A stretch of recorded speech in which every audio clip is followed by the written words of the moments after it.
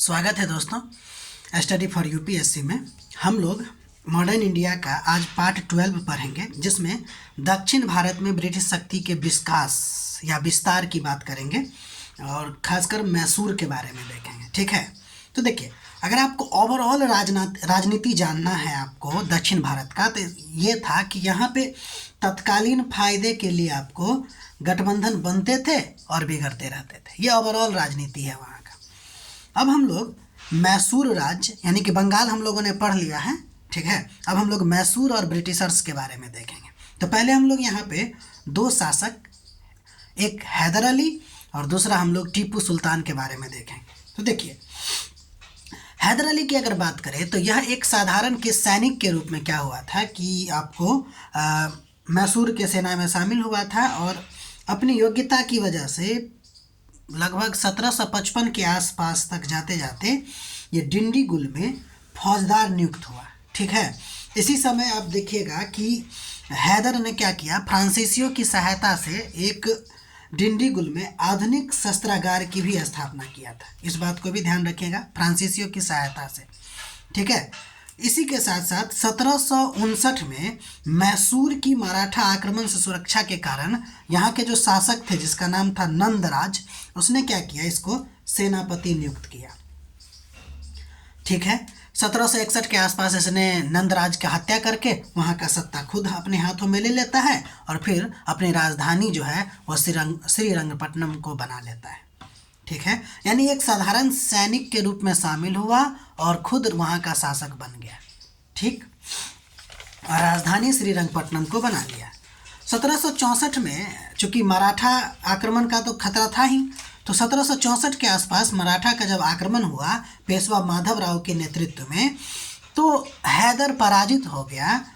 वो कौन सा मैदान है जिसको कहते हैं हली बली के मैदान में। तो हली बली के मैदान में आपको हैदर जो है आपको पेशवा माधवराव से पराजित हो जाता है। एक और बात देखिएगा फैक्ट के तौर पे कि हैदर अली जो है आपको प्रथम आंग्ल मैसूर युद्ध में ब्रिटिशर्स को पराजित करता है।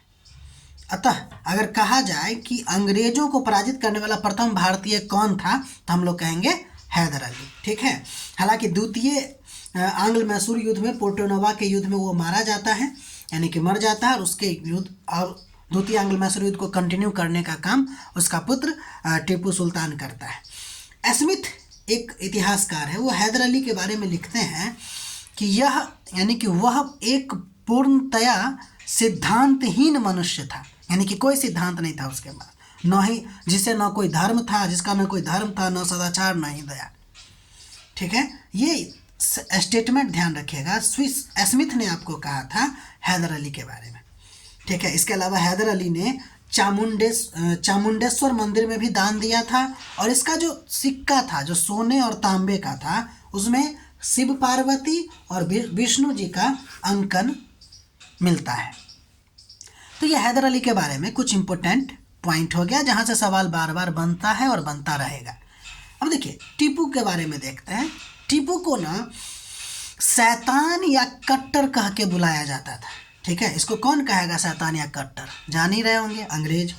उसने अपने पिता, देखिए जब आप हैदर अली को देखिएगा तो हैदर अली ने किसी भी प्रकार का शाही उपाधि धारण नहीं किया, लेकिन ये जो टीपू है अपने पिता के विपरीत उसने बादशाह की उपाधि धारण किया। इस बात को ध्यान रखिएगा।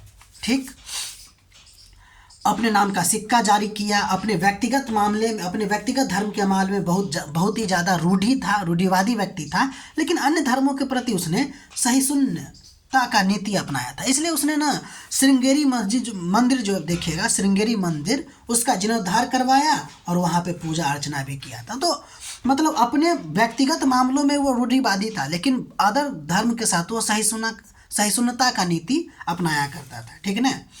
देखिए, अगर कहा जाए तो टीपू ऐसा प्रथम व्यक्ति था या प्रथम सुल्तान था जिसने ब्रिटिशों की औपनिवेशिक शक्ति यानी औपनिवेशिक मानसिकता को पहचान गया था।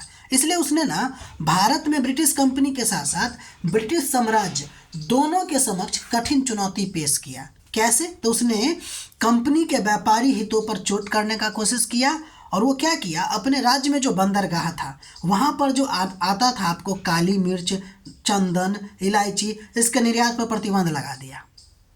ठीक है, इस बात को ध्यान रखिएगा। इसके अलावा उसने ब्रिटिश साम्राज्य के विरुद्ध भी क्या किया, वैश्विक स्तर पर मोर्चाबंदी करने का भी कोशिश किया, यानी कि उसने जगह जगह पे मतलब अपना दूत भेजा। जैसे मतलब कि वैश्विक स्तर पर मोर्चाबंदी करने के लिए गुलाम अली को अरब, अफगानिस्तान, फ्रांस, तुर्की, कुस्तुनतुनिया आदि जगहों पर दूत बनाकर भेजा और कहा कि आप हमारा साथ दीजिएगा। माप तौल की भी इसने नई पद्धति या नई प्रणाली शुरू किया। जैकोबियन दल या क्लब का सदस्य बना, यह फ्रांस का दल है। श्रीरंगपट्टनम में स्वतंत्रता के प्रतीक के रूप में एक वृक्ष लगाया कि हम अब स्वतंत्र हैं, है ना। इस तरह से आप देखिएगा तो इसने बहुत सारा काम करने का कोशिश किया। इसके अलावा उसने अपने आंतरिक अर्थव्यवस्था को भी क्या कहते हैं उसको प्रोत्साहित देने के लिए बहुत सारा कदम उठाया, यानी कि घरेलू मोर्चे पर अगर देखें तो अपनी अर्थव्यवस्था को प्रोत्साहित करने के लिए बहुत सारे कदम उठाए। जैसे गन्ना की खेती और रेशम के उत्पादन को प्रोत्साहन दिया, घरेलू उद्योग के विकास पर बल दिया और साथ ही साथ इसने रैयतबारी व्यवस्था को अपनाया। इसने जमींदारी व्यवस्था को समाप्त करके रैयतबारी व्यवस्था को क्या किया, स्थापना किया। तो ये हो गया आपको टीपू सुल्तान के बारे में। कुछ और बात ध्यान रखिएगा, ऐसा कहा जाता है कि टीपू सुल्तान, ठीक है, प्रथम व्यक्ति था जिसने युद्ध में रॉकेट का प्रयोग किया। हालांकि रॉकेट तो नहीं, कुछ ऐसा प्रक्षेपास्त्र टाइप का एक अस्त्र का उसने उपयोग किया। ऐसा एक कहानी, अब कितना सही कितना गलत है हमें तो नहीं पता, लेकिन ये नासा के मतलब कि एक लाइब्रेरी में या फिर कहे तो एक जगह फोटो टंगा हुआ है जिसको APJ अब्दुल कलाम ने देखा था। अब ये कहानी कितना सच है कितना गलत है हमें नहीं पता, लेकिन फिर भी ऐसा माना जाता है कि ये युद्ध में पहली बार रॉकेट का इस्तेमाल किया था। ठीक है, इसको कभी कभी सीधा साधा दैत्य कहा जाता है, यानी कि सीधे भाई ये दैत्य के समान है, ऐसा माना जाता था अंग्रेजों के द्वारा। ठीक है, तो ये आपको मैसूर के बारे में शुरुआती बात आपको बताया गया कि क्या है नहीं है, दिस है डेट है। ठीक है, अब हम इसमें आंग्ल मैसूर युद्ध के बारे में देखेंगे कि कैसे अंग्रेजों के साथ इसका टकराहट होती है और फिर आंग्ल मैसूर युद्ध होता है। फिर आंग्ल मैसूर युद्ध में इस दोनों की पराजय होती है, अंग्रेज यहाँ पे अपना कब्जा कर लेता है। ठीक है, तो इतना तक आप लोग नोट बनाने की कोशिश कीजिएगा। हमारा प्रयास अगर अच्छा लग रहा है तो लाइक कीजिएगा, शेयर कीजिएगा, सब्सक्राइब कीजिएगा। मिलते हैं अगले वीडियो में।